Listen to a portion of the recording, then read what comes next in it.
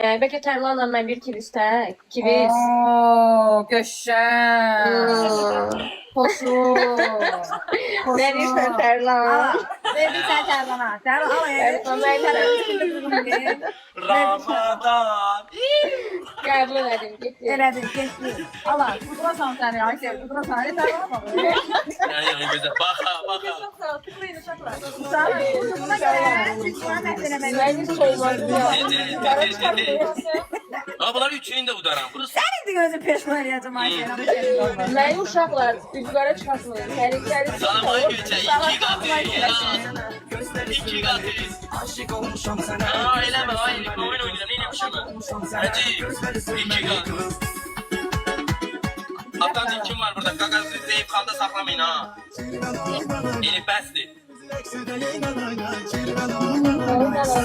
Bunlar Ay Ayşe hanım. Haycan. Təzə gəlmişsiniz, canlı çirin, təzə İlk gəlmişsiniz. səfərdir də, hə, ilk oyun sayılır əsas. Soli dedi, təzə oyunçu qoşuram. Soli peşə məktəbi müdiri də. Bilirəm, görürəm. Burada yetişdirir, ay boyu pul alır, təlim verir, dəstəçin ətəyində necə yapışmaq lazımdır. Burası Ayşə onlara görə mənə maaş vermək sana. Bəs nə? Soli köhnənin solisini çekiyor. Oo, məndə də yoxdur, məndə də yox. Köhnə yayımçılardan deyil, Soli. Aşıqlar ekran çıxır.